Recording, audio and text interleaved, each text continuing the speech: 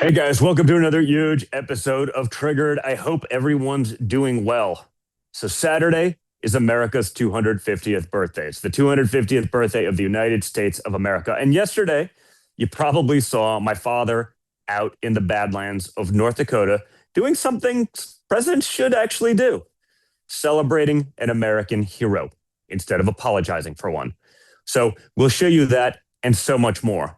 And then we've got a great guest, Washington Times columnist and founder of Line Drive Public Affairs, Tim Murtaugh. He ran communications for the 2020 Trump campaign, the senior advisor in 2024, and we're going to get into all of the top stories. So, guys, make sure you're liking, sharing, subscribing. Just hit the little like button. It takes absolutely no time whatsoever. Share this with your friends. Subscribe so you never miss one of these major episodes. Okay, you guys are a big part of this, so help us get it out there. If you missed the show here on Rumble, catch the show on Apple or Spotify podcasts. If your friends get their podcast that way, make sure they tune in there. Share it with them. Send it to them. Get them subscribed. Don't mess around. Again, you guys have to be a big part of this. For all of the headlines that we cover on the show, go check out my news app, MXM News, like minute by minute, where you get the mainstream news without the mainstream bias. And of course, a huge thank you to our brave sponsors for having the guts to back this program. First, check out all the latest predictions on Polymarket. So if you follow politics, you know everyone's got an opinion. But on Polymarket, you actually get real odds on what's likely to happen. Polymarket is a prediction market where people trade on real events, elections, debates, policy moves, and it doesn't stop at politics. There are markets on the economies, tech, sports, pop culture, and so much more. It's all live, it's transparent, and it gives you a real-time indicator of what people really think is going to happen. So go give it a look at polymarket.com, check it out, and let me know what you think. And guys, we have another familiar face sponsoring the show now, Goldco. Gold just surged past $5,000 an ounce. Silver blew past 100. And the U.S. just added silver to the critical mineral list, meaning it's now considered crucial for American security and economic survival. This isn't speculation, this is real. That's why I've renewed my partnership with the #1 rated gold company, Goldco. A+ rated by the BBB, the Better Business Bureau, and they've helped Americans place over $3 billion in gold and silver. So visit donjrgold.com, DONJR gold.com, to get a free 2026 gold and silver kit. And because you're part of this audience, you get up to 10% back in bonus silver or gold just for getting started. Again, that's donjrgold.com. Do it now. Educate yourself. What do you have to lose? All right, let's get into it. And I want to start in Medora, North Dakota, a town of about 120 people, because yesterday, that little town hosted something this country very much needed to see. My father rode in to Freedom 250 train and opened the brand new Theodore Roosevelt Presidential Library on 93 acres, carved into the same Badlands where Theodore Roosevelt lived, in the same house, and rebuilt himself into the man who built the American century. The doors opened to the public on July 4th on America's 250th birthday. Check this out. So there could be no better place for this new national treasure than the Rough Rider state. I met some of the Rough Riders. They are Rough Riders. They're good riders, too. They were very impressive. Today, 107 years after he passed into eternity, Theodore Roosevelt's Presidential Library opens its doors, and the small town, but very great town, and today it's a very famous town because that's all they're talking about, of Medora opens its arms to the entire world. The entire world is watching. It's not a big town, but it's a very powerful town because of what was left behind. I want to thank the thousands of people who worked so hard to make this project a reality, and you really did. You made it a beautiful reality. Very few places will top it. And there was one line in that speech I really want you to hear. He went out there to remind everyone what Roosevelt actually believed. And one of the things Teddy believed was really over 100 years ago is suddenly very, very relevant again today. Check this out. TR was also a staunch and ferocious opponent of a thing called communism. You've been hearing a lot about that lately. He said the doctrines of communistic socialism, if consistently followed, mean the ultimate annihilation of civilization. Other than that, he thought it was wonderful. As we're seeing now, communism is the greatest threat to our country, including, I believe this, you know, when I said it, I said, boy, that's pretty severe, but I think it's true. It's the biggest threat to our country, including World War I, World War II, Pearl Harbor, September 11th. I think it's a bigger threat, potentially a bigger threat than that, because it's like a cancer that spreads, and you better stop it fast. We will never let the United States become a communist country. Won't happen. Roosevelt saw this extreme communist ideology coming a century out, okay? He saw it a century ago, 100 years ago. He got it. And here we are in 2026 with that exact ideology winning primaries in the biggest city in America, actually Theodore Roosevelt's original home in New York, and calling itself somehow the future. A nation, like an individual, either rises or falls. It builds or decays. And that was the theme in Medora yesterday. And keep that line in your head today, and really every day, because every story on this show is one side building and the other side decaying and somehow calling it progress. Oh, and because it's America's birthday week, we're allowed to have a little fun. Yes, we're going to do that, guys. There was a Trump dance at the Roosevelt Library, because of course there was. Check this out.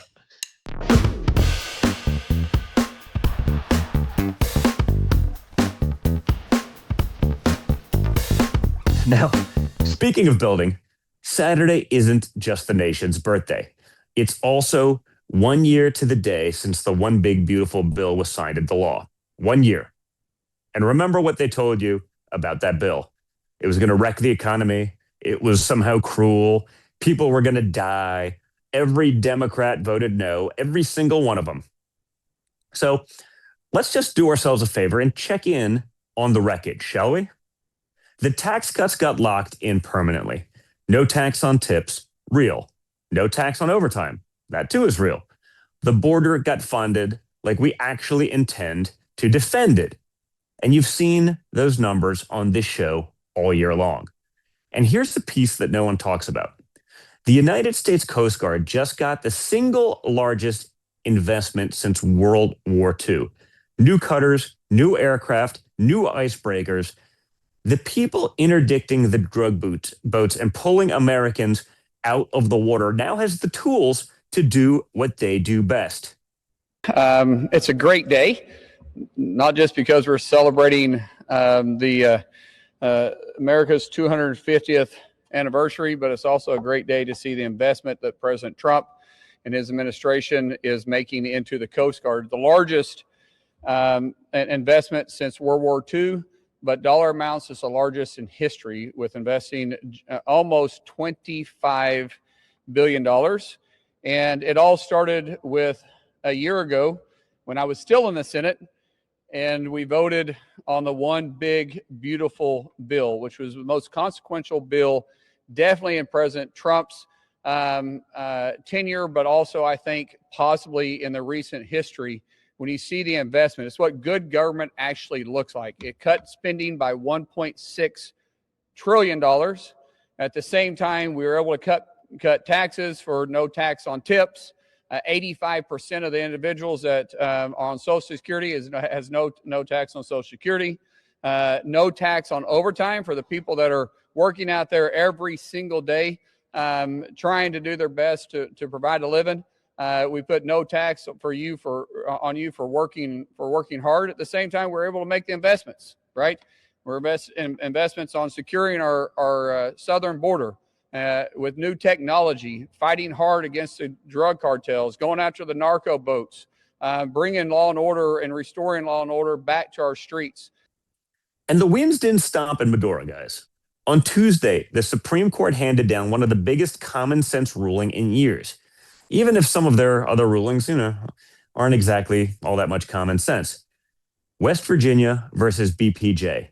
The court upheld West Virginia and Idaho's laws protecting girls' sports and said what every parent in America already knows. School can keep girls' sports for girls. Title IX does not force your daughter to line up against a biological male. States are actually allowed to protect her. But think about how far gone things were that they needed the Supreme Court to actually weigh in on this. I was talking about this years ago, before it was, even on anyone's radar. My father signed the executive order banning men from women's sports back in 2025. The left called it hateful, but reality won. And that ruling is about protecting kids, which brings me to the story I really need you to hear today. Because while the Supreme Court was protecting little girls, the governor of Minnesota was protecting the man who abused one. And I want to walk through this slowly because I promise it's worse than you think. Okay? There's a man named Lu Vang, 42 years old, a citizen of Laos. In 2026, he was convicted of repeatedly sexually assaulting a 10-year-old girl. Okay, you heard that right, a 10-year-old girl. Because of those convictions, he lost his legal status and had a final removal order. ICE was set to deport him. He was supposed to be gone within a week. And then the Minnesota Board of Pardons stepped in. And you should know who sits on that board. The governor, Tim Walz, almost VP, the Democrat nominee for the vice president in the last election. His attorney general, the chief justice of their Supreme Court, they all sit there. On June 10th, the board voted to pardon him, to wipe the conviction. And here's the part you have to understand. The pardon erases the exact conviction his deportation was based on. Because guess what, guys? No conviction, no removal order. He gets to stay. They didn't pardon him because he was innocent. Nobody claims he's innocent. They pardoned him so ICE could not deport him, because I guess the Democrats would really love a bunch of child molesters running around the country. So think about the priorities here. This is the same Minnesota that let $250 million get stolen from a program meant to feed hungry kids. The state where the fraud never ends and the accountability never starts or ever existed. And with all of that going on, the thing Tim Walz found time to make sure that happened was to make sure a man who abused a 10-year-old girl gets to stay in the United States. Where's the mercy for the victim, Tim? You go out of your way to protect the abuser. There's no version of this that's compassion. Sanctuary policy started with, we won't help ICE. Then it became, we'll obstruct ICE. Now it's, we'll use the pardon power of the state of Minnesota to disarm federal immigration law, one predator at a time. That's not just a policy disagreement anymore. That's absolute and total moral collapse. And here's the contrast, because guys, there's always a contrast. The exact same week in Minnesota where they were pardoning a child predator to keep him in the country, look at what the federal government was actually doing. ICE flew out a plane load of what DHS calls the worst of the worst. A convicted murderer from El Salvador, out. A cocaine trafficker from Guatemala, out. One state protects the predator, one government protects the child. Tell me again, guys, which side is the extremist? Which side's extreme? I don't think it's us. So think about this on the 4th of July. What this country was built on, what it stands on, and what its future will be based on. That's a big deal. Those are things we have to consider. And joining me now, Washington Times columnist and founder of Line Drive Public Affairs, Tim Murtaugh. He's also author of Swing Hard in Case You Hit It. Tim, actually also, a Trump 1 campaign guy. So, old school Trumper. How's everything been going? Things have been going really good, Don. Thanks very much. I got to say, it's been the honor of my entire life and career to have worked on two presidential campaigns for your father, the two most recent ones. It was a great experience, and I really am grateful for being let to be part of the team there. Very nice. Well, it's good to have you back on the show. I hope you're doing well. Tim, you've been doing this for 30 years. Campaigns, the war rooms. Set the scene for the people this week. America's about to turn 250. My father was opening the Teddy Roosevelt Library in the Badlands yesterday. I got to go there on the inaugural ride of the new Air Force One, which let's just say was absolutely spectacular. From where you sit right now, what's the mood of the country heading into this milestone birthday? Well, I think as Americans prepare for the 250th, Don, I think the mood in the country is very high. And I think if it's on TV every night, if you actually turn on and watch the World Cup, yeah, there are a lot of foreign fans there, but the United States front and center, boy, are Americans proud of their country. And I think we've seen an amazing thing that happens to be with the coinciding of the World Cup with the 250th. Americans are proud of their country. This is a culture and the experiment in freedom that is worth defending and honoring, and that's what Americans are getting ready to do. But if you see the Europeans, Don, that have been traveling throughout our country, they're just loving it on social media, posting amazing things like when they discovered a Buc-ee's. But it's not just the giant truck stops that we have and the giant convenience stores that we have. It's also our natural beauty, people taking in the Great West and the things that in the rural parts of our country, because most of the time Europeans would come and they would meet leftists in our big cities, and all they'd hear about America is how awful it is from those leftists in New York. I think you actually make a really good point, Tim. It's interesting. You mentioned the tourists going to Buc-ee's, but you also see Japanese tourists going to a gun store, and they're really appreciating American culture. I mean, all these things that frankly, the left in America wants to hate on. Everyone in the world, who watches, CNN International has sort of been biased, and I think led to believe and led to a story that doesn't actually exist. When they experience it for themselves, they're loving it. I mean, it's going viral as heck. Yeah, they are loving it. And it's crazy that the European tourists seem to love America a lot more than Democrats in Congress seem to love America, Don, because as you know, they were all holding press conferences and stuff and predicting failure for the World Cup here just because they dislike your father so much. Yeah. They were rooting against America for political reasons domestically, which is ridiculous. Americans are proud to be Americans. And I think we're all going to see that here on Friday with the 250th. Yeah, they weren't just predicting failure, though. I mean, they were actually actively cheering for it. They wanted us to fail. And, again, I think that's sort of indicative of everything else you've seen from them, really, since, probably even before Trump. But, Trump derangement syndrome brought them out to actually say these things out loud for the first time. Yeah, they really did. And it's a shame because they're doing it on the world stage, and I know that they think that they're somehow gaining, I don't know what, political points with their leftist friends across the ocean there. But it really is a bad look. How many other nations can you look around the world and do a quick scan and see elected leaders in those nations on purpose saying that, running down their own country, insulting their own country? Democrats do this regularly in the United States of America, and I can't see any other leaders in any other countries disparaging their own nation the way the Democrats do routinely, daily, simply because they do not like the current president of the United States. It's pretty disgusting. It's pretty disgusting. No, it's absolutely nuts. And I guess as it relates to policy, we're seeing this administration take on fraud head on, where and everywhere we're finding it. That's the scary part. I mean, it's been there forever, and we're just finally uncovering it all.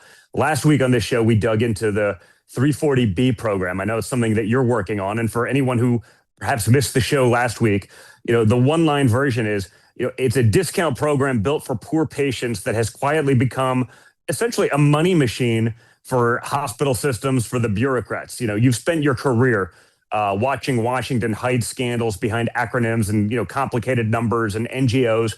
What do we have to know about this 340 program? Well, it's pretty crazy. And it started out, as you just said, as a program to make sure that poor people and rural people have access to cheap prices for drugs. But what it's done is turned into basically a slush fund for a lot of these hospital operators and health clinic operators. And mostly what we're focused on is something called an FQHC, which is a federally qualified health center.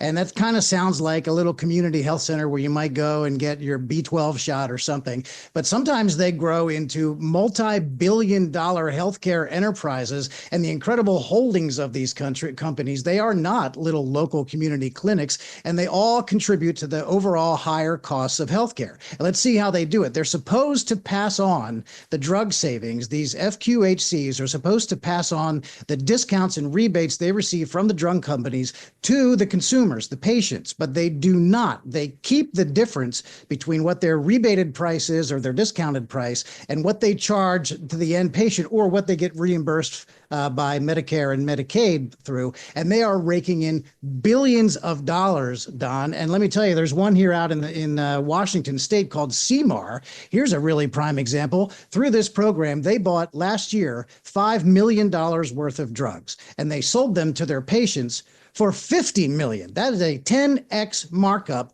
to the patients, absolutely the opposite of what this drug pricing program is supposed to be. And this is an organization that pays its CEO $1.5 million.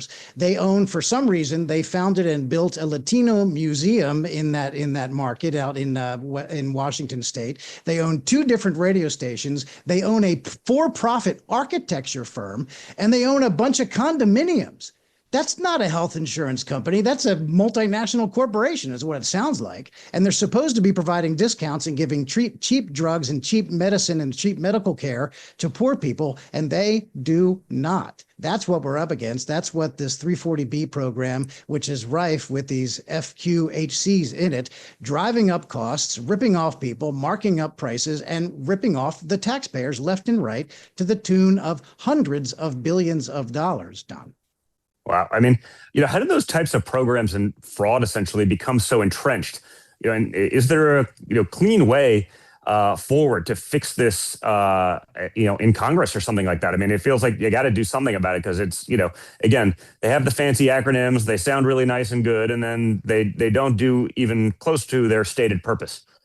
No, they really don't. And what really needs to be done is to have a little oversight here. A little sunshine is the best disinfectant, as they always used to say. And so I think some oversight here and congressional action is probably required. Let's take a look. This might get some attention here, Don. The stories like this is what actually draws action and attention to certain things. I know you're familiar with the name Ilhan Omar, right? Our favorite member of the House from the great state of Minnesota. Well, Ilhan Omar's sister was the CEO of one of these FQHC outfits. And when she was in the state legislature, Ilhan Omar steered $2.2 million to this community health center that's run by her sister. And when she got to Congress, she managed to steer it an additional $1 million.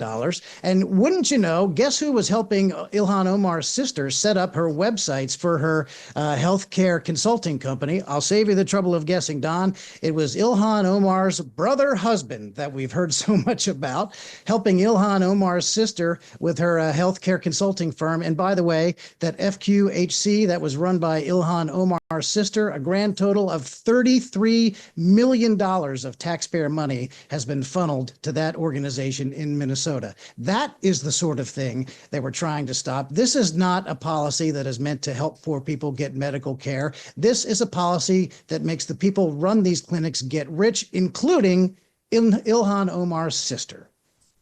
I mean, I've said it sort of repeatedly that the Democrat machine cannot exist without fraud. We see it in immigration, in daycares, in hospice centers, in USAID, in ActBlue. It's really everywhere. Why did Washington Republicans essentially let it slide for so long? I mean, were they just in on part of the grift? They got 10% for their stuff, so they just got quiet and it was just leave well enough alone. Well, I'm sure as you and your family have discovered how clubby exactly Washington is, and there was this thing, your father helped destroy it. but this thing called the uniparty, where everyone wanted to go along to get along, and you got Democrats and Republicans who are serving in Congress for 40 years, 45 years in some cases. They don't want to disrupt their own apple cart, and so they're not going to disrupt anybody else's apple cart. And it has led to, here's another one. Here's one out in California called Altamed. It's another one of these FQHCs, a federally qualified health center. This is the largest one in the country, has revenue of $1.5 billion in 2023. The CEO and his wife both work there. They're paid multi-million dollars combined. Altamed, as a healthcare facility, Don, would you be surprised to learn that they have an art consultant? They've spent over $1 million on Chicano art since 2020. They also have $600 million in investments in stocks and such. They gave $15 million to charity care in 2023, which is admirable, of course. But $12 million of that was subsidized by outside grants and gifts. So it wasn't even their money. These are the kinds of outfits that are taking advantage of these things. They are supposed to be passing on savings they receive to the patients who can't afford medical care otherwise. And instead, they're spending $1 million on art, and they've got $600 million in investments. It's insanity.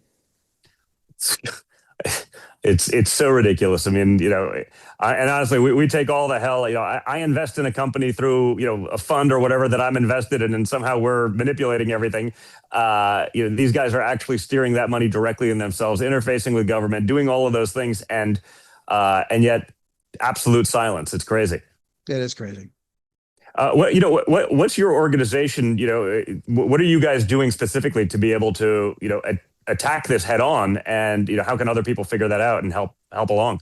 Well, what it really needs is congressional action, and it's fortunate that the midterms are coming up, because a lot of this stuff is very political on its face. Here's a couple of things. These are things that voters ought to get fired up about. In Chicago, there's a Howard Brown health clinic, and they are going to defy your father's administration policy, and they're going to use taxpayer money for hormone treatments for minors, for people who want to have their gender reassigned. They're going to be using that's an FQHC that's going to be doing gender reassignment surgeries using taxpayer dollars. A couple of other ones in New York and Oregon, Don, they are open about their idea to use taxpayer money to provide health care for illegal aliens. In fact, the one in Oregon has a page on its website that is titled "How to Be Prepared for an Immigration Raid." How much health care are you getting accomplished there when you're studying for what to do when ICE shows up at your door? I mean, honest to God, that's not what a health clinic does. And so, I think voters just need to be really aware of this. Make sure you're paying attention to where your candidates stand. And again, sunlight is the best disinfectant. Congress has the ability to change and tighten some of these rules and get rid of some of this stuff. This is just people taking advantage of loopholes in laws that Congress wrote. It's crazy. So, you mentioned midterm, so maybe let's zoom out to there. You wrote a column a couple of weeks back saying that the map favors Republicans on the issues: the border, crime, the economy, men playing in women's sports. But history does tell us that the party in power loses seats. What do you think the state of play is right now? That is true. You would be foolish not to take a look at history and understand that really when you are the party in power, the party that controls the White House, that you are going to historically lose seats. But I think that your dad and the Republicans in Congress have a chance to defy that. If you look at the differences in 2018 during the first midterm, in the first Trump term, the Cook Political Report heading into the midterms handicapped it this way, and they regarded safe seats here: 210 Democrat safe seats, only 195 Republican safe seats. That's back in 2018. So the Democrats had a 15-seat lead going into the midterms with 30 seats at toss-ups. So now, you understand you have to get to 218 in the House to get to a majority. Right now, according to the same Cook Political Report, Republicans are ahead in the safe seats, Don. Quite a change from being trailing by 15 seats. They're now ahead by 2 in safe seats, 209 to 207. And of the 19 toss-ups, Republicans need to win less than half, only 9 toss-ups. So I think holding on to the Senate is definitely going to happen, and keeping the House is eminently doable. And I think it's largely because of the issues. The issue set lines up to favor Republicans because of the Trump policies. You're going to have the economy hitting on all cylinders. Gas prices are going to be down because the situation with Iran will likely be cleared up well in time for the midterms. Crime, the issue of immigration and the sealed border versus the Democrats and their open border, the idea of boys playing in girls' sports, all of these issues are the very same issues that got your father reelected in 2024. They are still salient issues. The Democrats are still wrong on all of them. And I like the way the Cook Political Report has everything laid out right now. I think Republicans are in the driver's seat, and I think there is a very, very good chance, better than an even chance. I'm going to put it at, say, 70% chance that Republicans keep the House, and I'd say 100% that they keep the Senate. The communists took City Hall in New York, and now, they're setting their sights on Congress. So, serious question. Is that a gift to Republicans in the midterms, or are we perhaps, underestimating how well that message sells to, young people? It's like, hey, we're going to give you free housing. We'll give you free schooling. We're going to, you'll be broke in 2 weeks. It doesn't matter, but, are people going to buy into sort of the instant gratification of that sales pitch? Well, I think messaging wise for Republicans, it helps that a lot of these Democrats are crazy leftists, because you can spread that message. I've seen some polling from states that have important Senate races, and I'm talking about states like Texas and Ohio, North Carolina, Iowa, Alaska. And the voters in those states believe that the Democrat Party has moved too far left.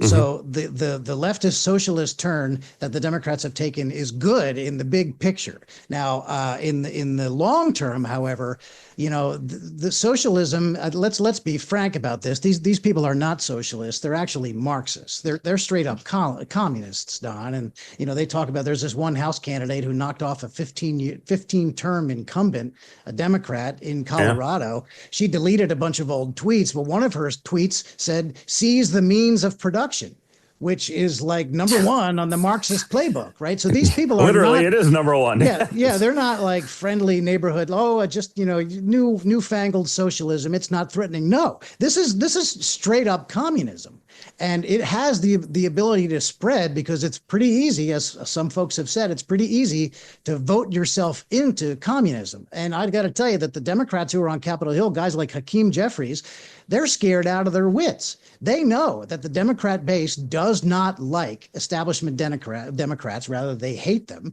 The Democrat base is moving towards communism, and guys like Hakeem Jeffries are just standing there hoping that the communists eat him last. That's basically what's going on in the Democratic Party. They're all afraid. They're all trying to find high ground to get away from the communist flood. And right now, I think Republicans look at it as like, wow, that's their problem. And right now, it maybe might help us politically.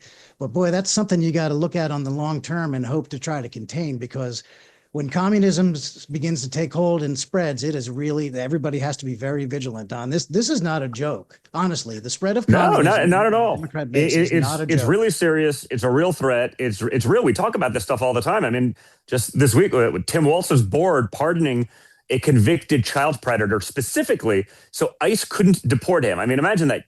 You pardon a child predator just so that ICE doesn't deport him. I mean, they want these people in this country. They're doing whatever they can to protect a child predator. I mean, you've done crisis communications for your whole career. I mean, these people are sick. What's the thought behind this one even? Well, I mean, it doesn't make any sense, but the thought behind it is, maybe it's not even a thought as much as a reflex for them now, is that everything that involves Donald Trump, they have to oppose. Okay. They know that ICE wants to deport this child predator, which ICE should want to do and should do. And of course, because it's the Donald Trump administration doing it, Tim Walz, who we already saw his worth to the public good during the 2024 campaign, Tim Walz wants to step in and actually protect and pardon a child predator to prevent him from being sent back to his own country. They are demented. I got to tell you, this is why people say, and it's 100% true, there is no such thing as a moderate Democrat anymore. Because as soon as the most lunatic leftist wacko thinks of something, in about 15 minutes, it becomes mainstream thought in the Democratic Party. And that's what Tim Walz is doing. And it's Trump derangement syndrome to hurt children. That's what it is. That's all this is, and it cannot be defended. It can't. Well, your book is called Swing Hard in Case You Hit It. For the young person watching who wants to get into this fight, campaigns, media, communications, what's one of the best pieces of advice that you'd give them right now? Go do campaigns. 100%. Go get out of your house, get out of your neighborhood, get out of your state even, and go do campaigns. It's the only way that you will learn everything from the ground up. It's the best way that you can actually have an impact. And, some people are very adventurous in the political side. People who get into campaigns young, they know that it's an adventurous lifestyle. It's an adventurous career. Some people aren't into it. I had a young lady who was a candidate for a job on one race, and she asked, do I actually have to move to this state to go do this job? And I said, well, yeah, of course you do. We're not working from home when you're the press secretary in a Senate race, for example. So, I think doing campaigns sort of weeds out the people who really want it. And for those who really want it, by God, go out and do it. Move to another state and do a campaign. Yeah, and honestly, if you do it for a few months, you're right. The action, the intensity, you really figure out pretty quickly whether you want to do it or not. But more importantly, like irrespective of that, I think you learn a lot about what really goes on. I mean, I think it's incredibly invaluable. And, I don't think there's a more high tense environment almost in existence than a big campaign. Yeah, I think that's 100% true. And when people say, oh, I don't want to do that job, I don't want to have to move, then we say, well, we're glad you told us that, because you quite obviously would probably be a pretty bad campaign worker if you couldn't be bothered to, pick up and move. You're not that invested in it if you think that's too far to go. Exactly. I guess, last one for you, Tim. Give me your sort of bold prediction. It's July of 2026. What's the story that decides November that no one in Washington is talking about just yet? I think that there might end up being a perfect storm to help Republicans and push them across the finish line to keep control of both chambers. And I do believe that's what's going to happen. The Republicans retain control of Congress. The issue set lines up. It's going to be the economy and crime. And I think redistricting has really helped. And your father's push to ensure that Republicans were aggressive in that has really helped. But here's the buried thing that I think people aren't even really noticing. The fact that the Democrat base, their young voters and a significant portion of Democrat voters, their base, they actively distrust and do not like the Democrat leadership, the Democrat establishment. The Democrat base hates the people who lead the party.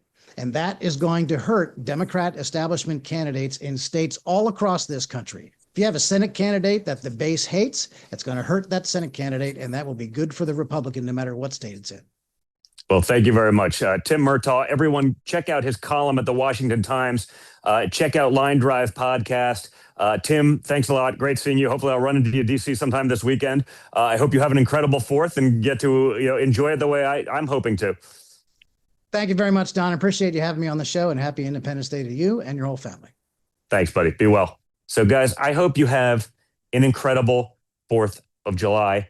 Thank you for tuning in. I hope you get to enjoy it with your family and celebrate this incredible nation. I know I'm going to be in Washington, D.C. Like I said, I got to go on the inaugural flight of the new Air Force One, which was, let's just say, pretty spectacular. And I'm a reasonably spoiled individual. I've been blessed to see a lot of interesting stuff.